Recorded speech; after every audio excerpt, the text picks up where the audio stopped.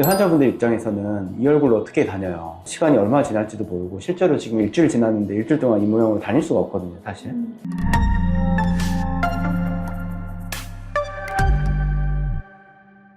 셀프팀 다른 병원 다 받으시고 부장 나가서 연락 주시는 분들 많거든요. 얼마 전에 오신 분 있잖아요. 네, 이분 되게 심각했죠. 네. 깜짝 놀랐어요, 진짜. 너무 놀랐어요. 이렇게 시술하시는 분도 있구나.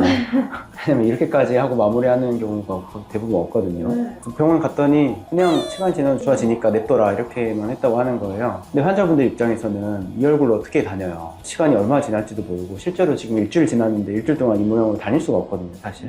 그래서 이런 경우에는 바로 실을 제거하거나 서브시전 같은 어떤 보조적인 시술로 빨리 해결을 해주는 게 좋습니다. 실이 근데 왜 저렇게까지 되는 이유가 있어요?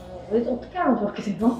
보통 실을 보통은 이제 이렇게 넣거든요. 또 이쪽에서 이렇게 넣는데 이런 경우에는 저렇게까지 찝히지는 않아요. 또 여기에 가시가 조금 박혀서 약간의 딤플 정도만 있는 거지 저렇게까지 이렇게 슉 올라가는 느낌은 없거든요. 저런 경우에는 대부분 역방향으로 시술을 했을 때예요. 이렇게 가시가 강한 후고실, 예를 들어 민트실이나 블루로즈 같이 가시가 굉장히 강한 실들이 있어요. 걔들을 아래에서 위로, 그러니까 리버스 방식이라고 표현하는데 역방향으로 넣었을 때 이렇게 살이 위로 쭉 밀리면서 이쪽에서 한번 멈추고 이쪽에서 멈추는 거예요. 이런 단단한 구간에 멈출 때 여기가 찝혀가지고 펴지지 않는 거예요. 그래서 이분 보시면 되게 울퉁불퉁하죠, 면이. 근데 원장님이 치료 이렇게 1회 하신 거잖아요. 엄청나게 많이 좋아졌어요. 네, 사진 보시면 많이 펴졌죠. 이게 시간 지나서 냅둘 게 아니고 이게 한 번만에 치료로도 많이 좋아지고 실제로 지금 완전히 좋아지진 않았지만 이렇게 실과 피부의 거리를 뜯어내는, 띄워주는 작업을 해주면 회복이 굉장히 빨라집니다. 이렇게 딤플이 심하게 된 이유가 우리가 이제 피부가 있고 실이 있을 때 너무 이제 피부와 실이 가까이 있었을 때 생기는 경우가 많거든요. 이제 이 경우에 얘를 약간 뜯어주는 서브시전이라고 하는 피부와 이런 그 가시를 유착을 좀 뜯어주는 이런 작업들을 해주면 얘가 이제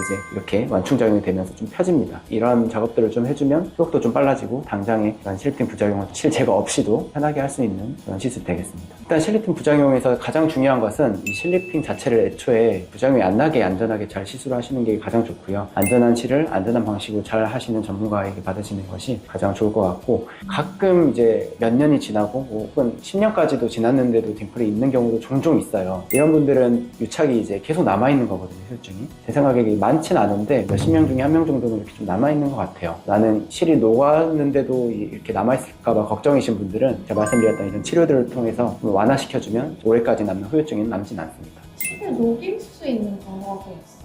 없죠. 히알루론산 필러가 아니기 때문에 얘는 이제 PDO 성분이나 뭐 PLA, PCL 같은 성분들은 즉각적으로 녹일 수 있는 건 없어요. 녹일 수 있는 주사가 있다라고 하는 것들은 과대 광고나 허위 광고일 확률이 높다고 생각하시면 될 것 같고, 뭐 이런 논문은 있어요. 히알루론산, 하이주 같은 관절에 있는 히알루론산을 조금 깔아주면 PDO 성분이 조금 빨리 녹는다라는 논문이 있는데 넣자마자 바로 녹는 것도 아니고요. 그게 이제 컨트로버셜 하거든요. 약간 논란의 여지가 좀 있는 거기 때문에 일단 실리팅은 녹이는 주사가 없다 라고 생각하시면 될 것 같아요. 고주파나 레이저 리프팅 이런 거를 이럴 때 받아도 좀 도움이 될까요?